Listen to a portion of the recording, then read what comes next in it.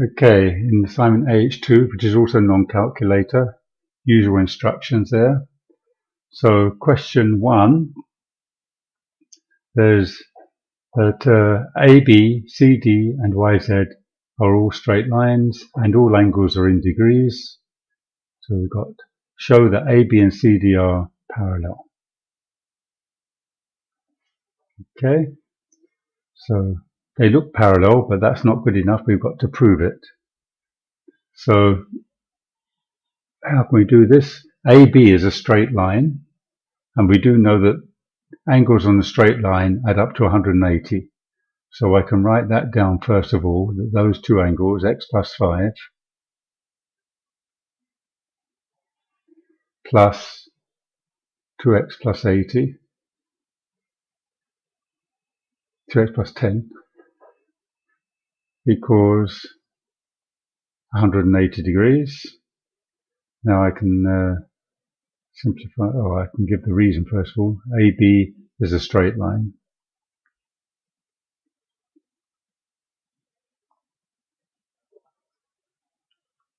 Then we can simplify the left-hand side.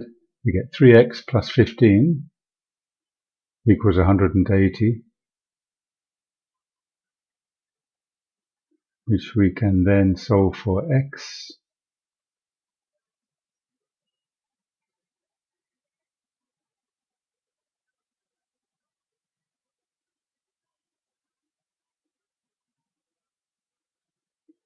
So that gives us that 3x equals 165. And then I can divide both sides by 3 and get x equals 55 degrees.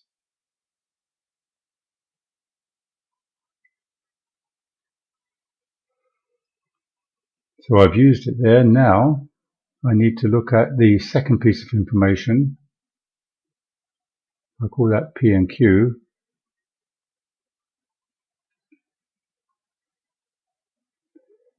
Angle APY,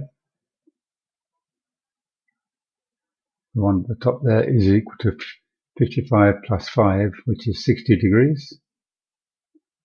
And now let's compare that with angle CQP. CQP, because that is a corresponding angle down below. And we get 2x minus 50 there, so 2 times 55 minus 50. That's 110 minus 50, which leaves us with 60 degrees. So we've shown that the top angle and the bottom angle are both 60 degrees. That one and that one. So these are corresponding angles, and if corresponding angles are equal, then the two lines AB and CD must be parallel.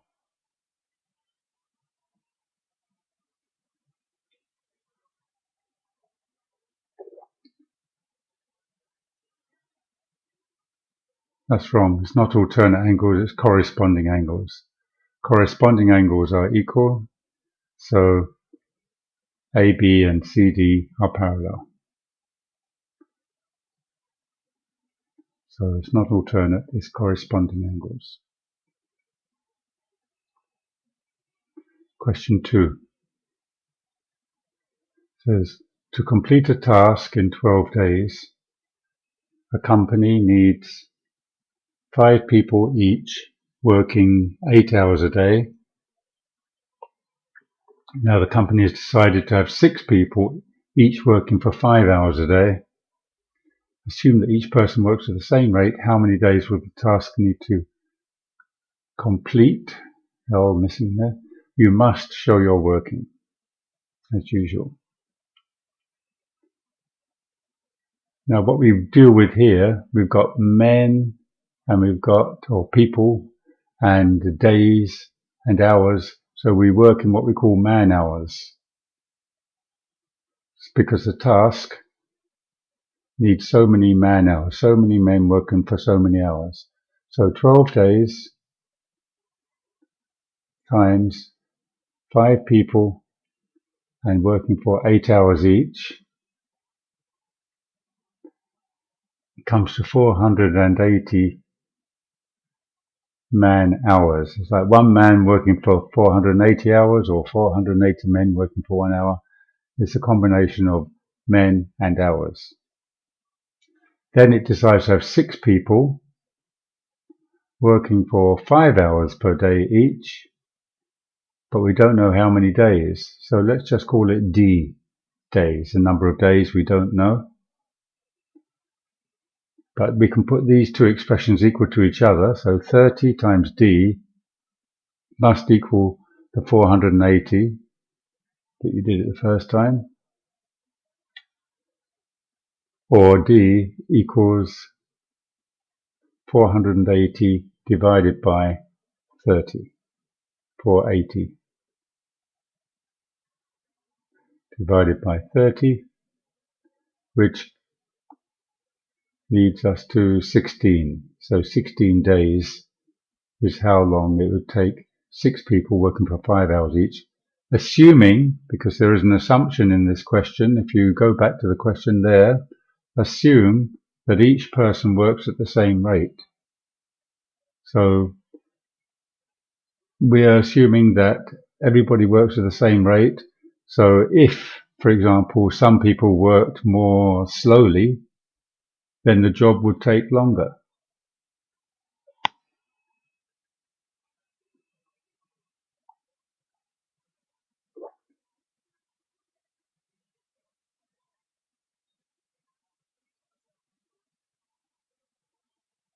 The number of days would increase.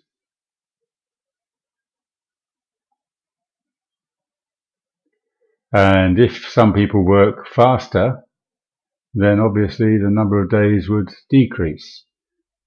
So we have to, if you don't make that assumption, it's very difficult to get any answer at all. So we just make the assumption that everybody works at the same rate to give us an idea of the number of days. But you should always bear in mind that people are not all the same, and sometimes you employ more people that actually stand around talking, so the actual job takes longer. So there's all sorts of difficulties with this sort of question. Number 3. In this question, all dimensions are in centimeters. A solid has a uniform cross-section, and the cross-section is a rectangle and a semicircle. There's a rectangle, and there's a semicircle. Work out an expression in cubic centimeters for the total volume of the solid. Write your expression in the form ax cubed plus 1 over b pi x cubed, where a and b are integers. So let's try and look at the diagram and see how we're going to do this. We've got to work with the cross section, which I've shaded there. Let's call it P and Q. P the semicircle and Q the rectangle. So P, area of Q. Let's do the first of all, it's easy. Length times breadth, x times 2x is 2x squared.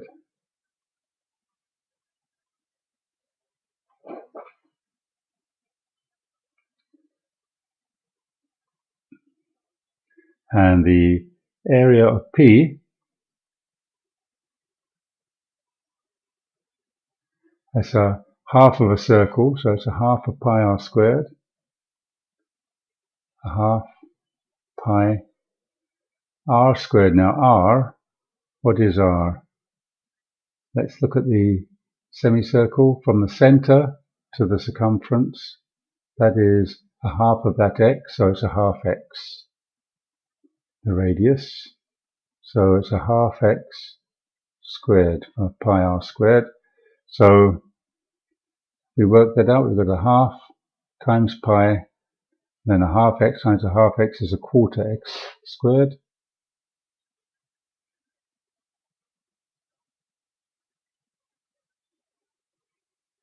And a half times a quarter is 1/8 pi x squared.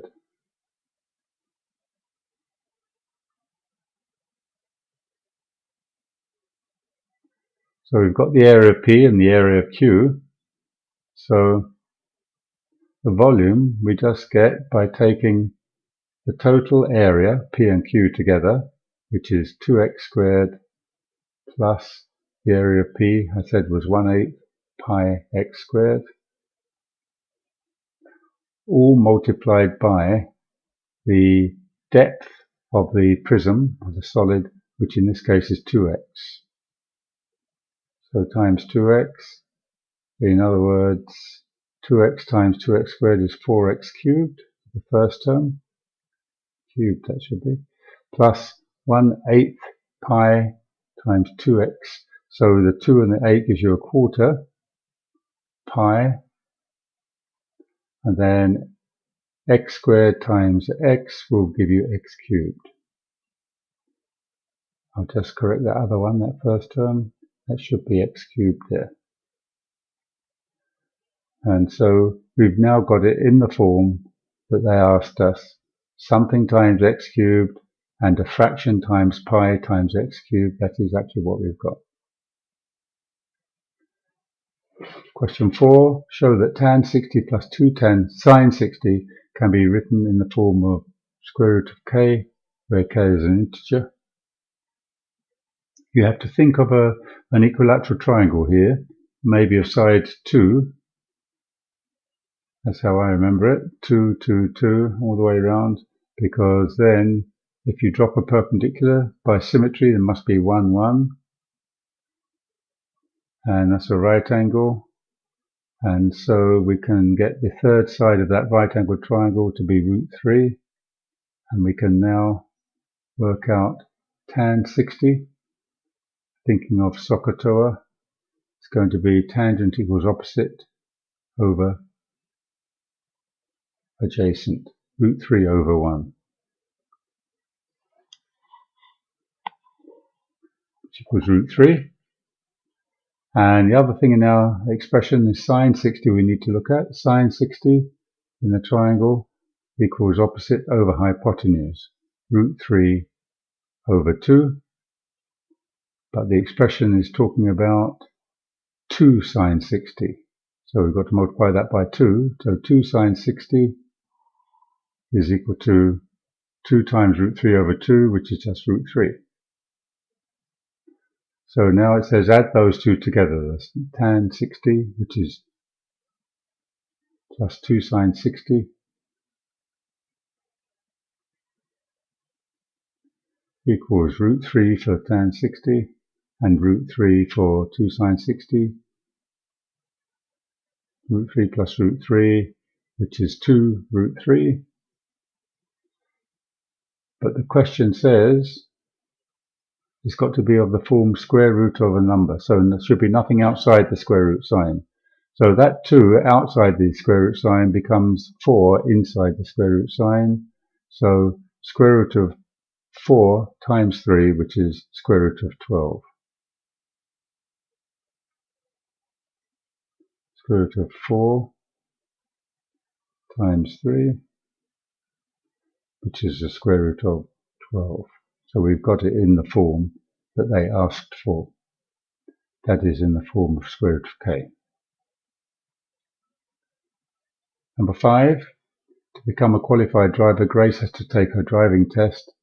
Probability that she'll pass is 0.6. If she fails, she takes it again, but her probability remains 0.6. If she passes, she doesn't need, obviously, to take the test again. Complete the tree diagram. So, looking at the first branch, if she passes, that's the end of the story. No more branches on there. But if she fails, well, first of all, the probability of that will be 1 minus 0.6, which is 0.4. And then she takes it again. She takes a second test, which she can either pass or fail. And we know the probabilities of those two events are 0.6 and 0.4.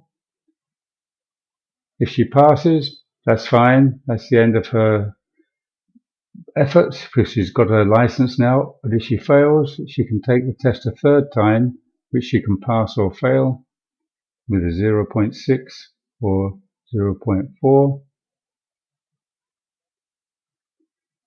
And now we go on to the question. Work out the probability that she does not need to take the third test.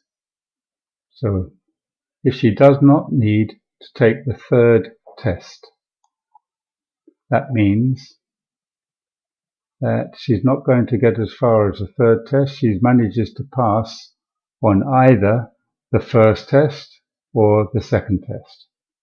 So we're looking at these two outcomes, either 0.6 or fail the first time and pass the second time, which would be the product of 0.4 and 0.6. So we work out 0.4 times 0.6 to get the probability of that outcome. Maybe I'll write them down.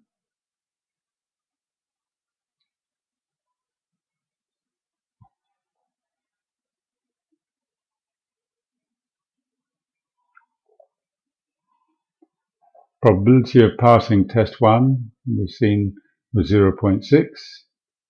Then the other possibility is that she could fail test 1 and then pass test 2.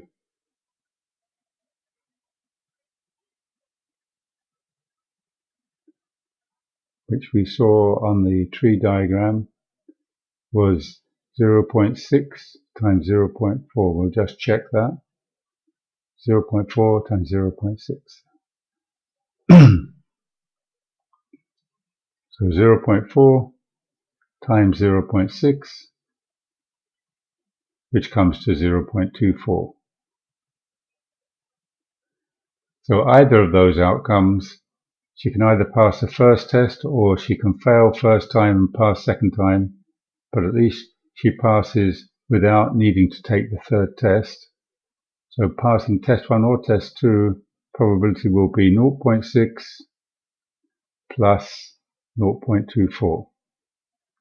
Those are mutually independent, mutually exclusive. So therefore, together we've got 0.84 as the probability that she won't need to take the third test. Question 6. B, D and D are points on the circle. ABC is a tangent at B and ED equals EB. Show that angle EBD is X, or ABE, which we're calling X there. We can use what we call the angle in the alternate segment. So the other side of that called EB, we have the angle BDE. So that is the angle in the alternate segment. So that is also the same as X. Next, we are also told that ED and EB are equals. So EBD is an isosceles triangle. And if it's an isosceles triangle, angle EDB and angle EBD are equal because they are the base angles of an isosceles triangle.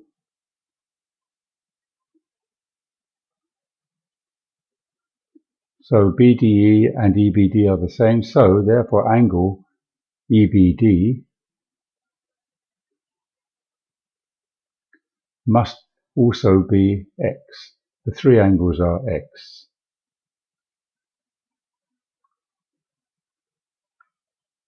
And question 7 now.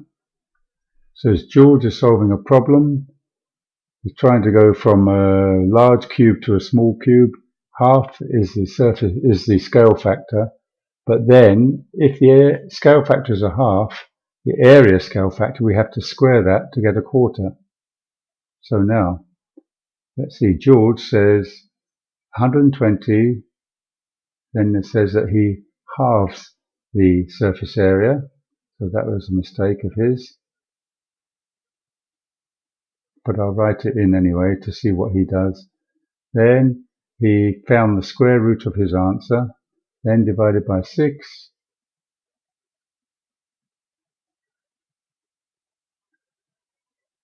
and finally he cubed this answer.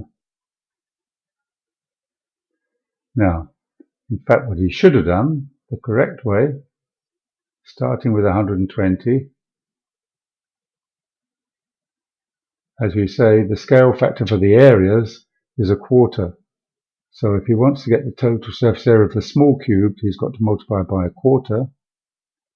That will give him the 6 squares around the little cube. So next we have to divide by 6 to get the area of one square, one of the faces. That gives me the area of one face, like that. Now I want the length of one side of that square. And if you've got the area and you want the side, you have to then take the square root. That will give me the length of one side. And after I've got the length of one side of the cube, and I want to find the volume, I then cube that result. So that's when I cube. So altogether, George got quite a lot wrong.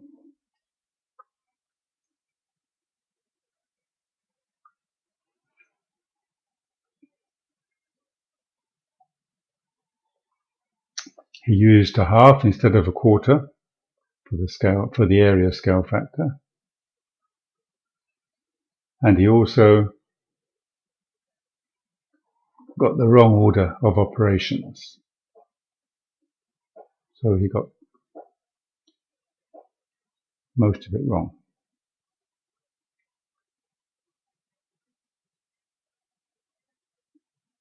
Question 8. Triangle OAB is drawn. O is 0, 0, A is 2, 0, and B is 0, 2. So we've got the triangle there. A, 2, 0, so on. So translate the triangle by 4, 1. So that means we have to move it 4 units to the right, and 1 unit across, and 1 unit up, 4 across and 1 up. It looks like that. Now, when it says calculate the number of invariant points. Invariant points are points which have not moved. And you can see, looking at the black triangle and the red triangle, every point has moved, so none of them are invariant. Question 8, part B. Now we say that the triangle, black O triangle, is enlarged with a scale factor of 4 and center 0, 0. I have to do it step by step with my computer, but we can sketch it. It goes out from 2, it goes out to 8 there, and from 2 it goes up to 8 at the y-axis. So we end up with a triangle looking like the red one. So what is invariant? What points have not moved? Well, the only point that hasn't moved is, think of it being made of elastic. It stretches out to there. The only point that doesn't move is the origin. The origin is still the origin. So 1 point has not moved. 1 point is invariant. Last one. OAB is now reflected in the line x equals 1. Find the number of invariant points this time. So x equals 1 is a line, vertical line going through 1, like that. So that's our invariant line, that's our mirror line. So now we've got to reflect the triangle in that line. So that point goes to there, this one goes to there, this one goes to there. So we have triangle looking something like that, if you can see it, where the 3 corners of the triangle have been reflected. That one goes to there, the origin goes to there, and the other one, A, goes to the origin. So it looks like everything changes, but think about it. When you make a reflection, points which are on the mirror line do not move. So are there any points on the mirror line on that black triangle? Yes, there's that one, and there is that one. There are 2 points on the triangle which are on the mirror line, and they do not move. Their image is the same as their initial position, so there are 2 points which are invariant in this case. Number 9. Here is the velocity time graph of a car for 50 seconds. You can see there's the velocity along there and time along the horizontal axis as usual. Question says, work out the average acceleration during 50 seconds. Give the units of your answer. Now you have to know what average acceleration is. And average acceleration is the final velocity of an object minus the initial velocity divided by the time taken. So let's look at our diagram. Not sure what eraser's doing there. Okay, so the final position is there at 30 meters per second. That is the final velocity, minus the initial velocity down there, which is 0, divided by the time taken, which was 50. So that gives us our average acceleration. 30 minus 0 over 50, which comes to 30 over 50, 3 over 5, 0.6. Have to be a bit careful now. The units, let's give the units. You have to think, what are the units of acceleration? We've got meters per second there. We've got seconds along the horizontal axis. So acceleration will be the rate of change of velocity meters per second squared.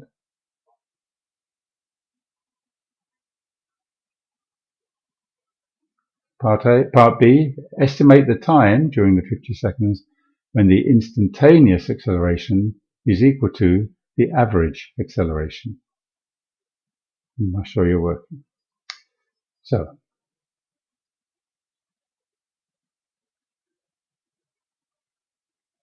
the average acceleration is given by that red line because it shows an increase of 30 in a time of 50. So that is the average acceleration. Now we've got to try and find the instantaneous. Is that what they say there? Let's see, read it again. The instantaneous acceleration, which is equal to that same slope as the red line. Now the acceleration is changing all the time. So along that curve, we've got to find a tangent. We've got to find a place on that curve where the slope is the same as the red line. And if you look at it, I think it's somewhere around there. So I could draw a second red line there, which just touches the curve and is parallel to the first red line. So I've got the point somewhere approximately there. If I try to read down on my axis, I get somewhere like that, which is about 16. So we see that the instantaneous acceleration there is the same as the average acceleration at 16 seconds. So then we can say that the tangent parallel to the average acceleration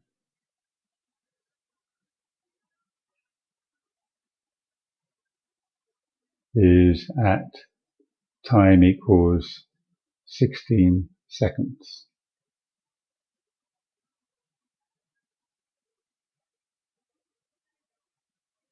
Moving on to question 10.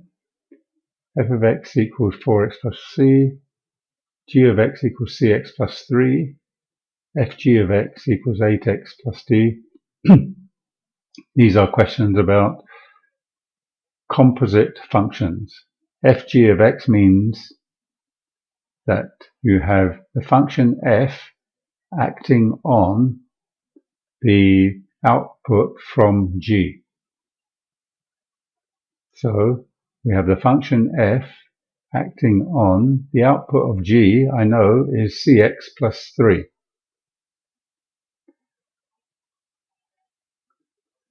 So now what does F mean? F, if you go back to F, it means multiply by 4 and add C.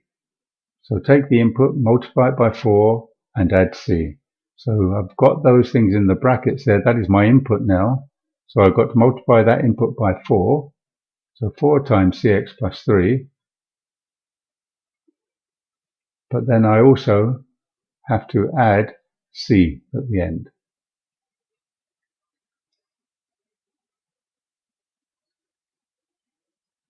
So I can say Fg of x equals, multiplying out the bracket, I get 4C x plus 4 times 3 is 12.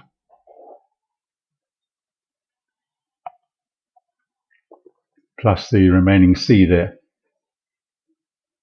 But we are told that Fg of x here is equal to 8x plus d. So I can put this whole expression equal to 8x plus d. In fact, not just equal, but it's identical to, because it's true for any value of x. So we can now compare the coefficients of x in the first part on the left hand side. That 4cx must be equal to 8x. So 4c must equal 8. In other words, c equals 2. And looking at the constant part, on the left you have 12 plus c, and on the right we have d. So we can put those equal to each other. D is equal to 12 plus c. And c is 2, which is 14. So that's our answer for the value of d. Question 11. Rationalize the denominator and simplify 14 over 5 root 7. This is straightforward once you know the method. We want to get rid of the square root sign on the bottom, so we multiply top and bottom by the same number. That will make the square root sign go away on the bottom. So I'll multiply top and bottom by square root of 7, because the square root of 7 multiplied with the square root of 7 will give us just 7. So that's the useful thing there. So what have I got on the bottom? I've got 5 times just square root of 7 times square root of 7 is 7. And on the top, I've got 14 times the square root of 7. Now what can I do with that? I can simplify. 7 goes into 14 too. So I end up with 2 root 7 over 5. And I can't cancel anything else, so that's the end of that one.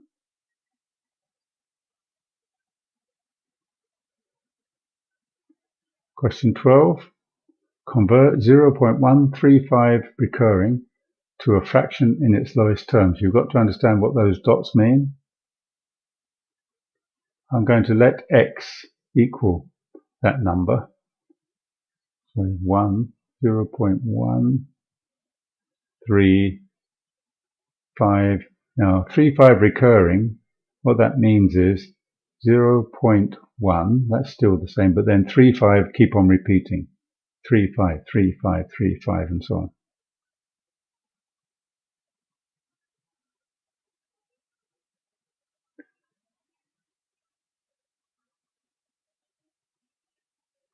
We notice that the number is repeating every 2 places. The 3, you move 2 places, you come to another 3. The 5, you move 2 places, you come to another 5.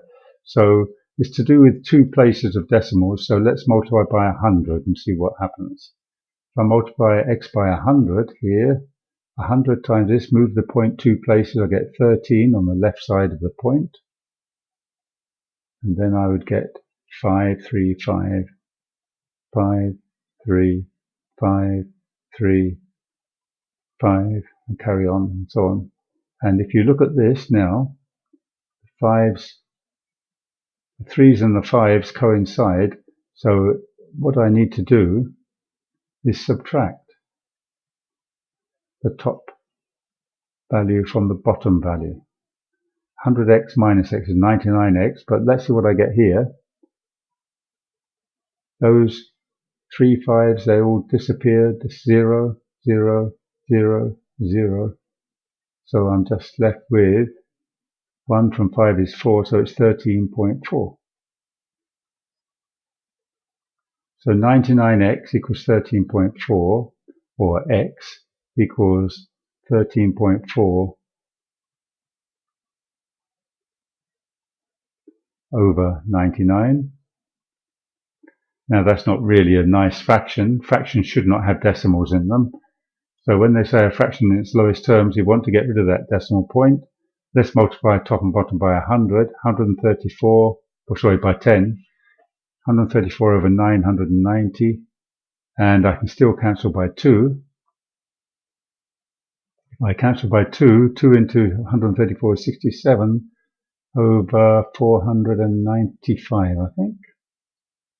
And 67 is a prime number, so nothing else cancels, and we leave it there.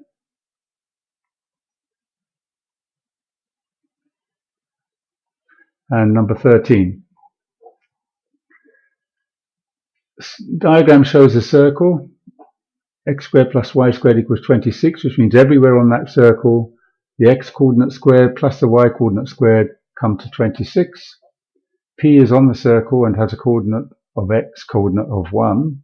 So we know that that point there is 1.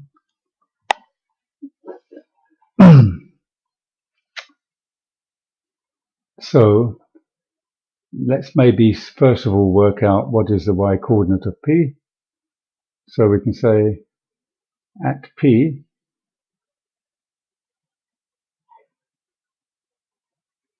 one squared, because it's x squared, plus y squared equals 26, because it's true for any point on the circle. So if I try and simplify this, I get y squared equals 26 minus 1 squared. 26 minus 1 is 25. Y equals the square root of 25, which is 5 or negative 5. But if we look at the diagram, we can see that P is in the positive quadrant, the first quadrant there. So y is positive, y is not negative, it's not down there. So I can disregard that second value of y. And I can say, yes, y is 5. So what else do I know? So P is a 0.15. Let's now consider the radius going from O, or from 0 to P. So OP there, what can I say about that? I've got 5 there, I've got 1 there. So I can get the gradient of that line. Gradient of OP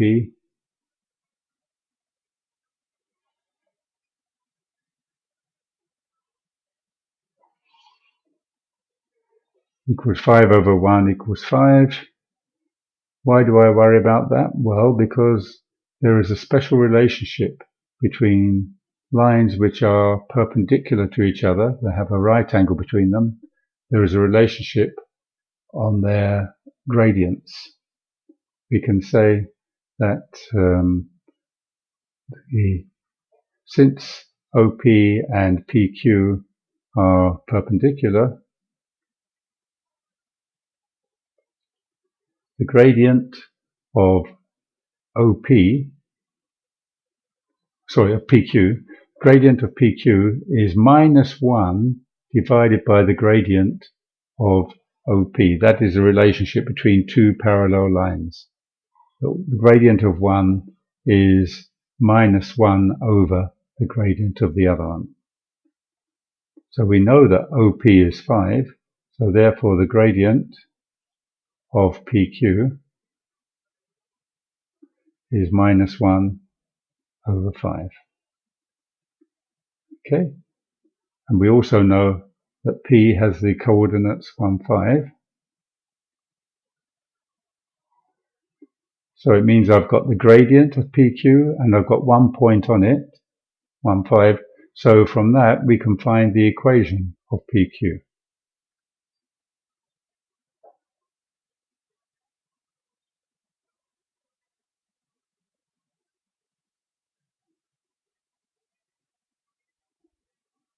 Say that y minus y1, which was 5, over x minus x1, which is x is 1, equals the gradient, which is minus 1/5.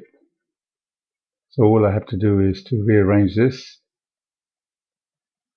multiplying, cross multiplying 5y minus 25 on the left equals minus 1 times x minus 1 gives me minus x plus 1 on the right hand side. I think I'll take the x over to the left, so I get x plus 5y, and on the right hand side I'll take the constant, so minus 25 becomes plus 25 plus 1 is 26 on the right. Work out the coordinates of Q. That's our final step. Q is on the x-axis where the y-coordinate must be 0, because any point on the x-axis has a y-coordinate of 0. So at Q, y equals 0. So using the equation, we can say that x plus 5 times 0 at point Q equals 26, or in other words, x plus 0 is 26, so x is 26.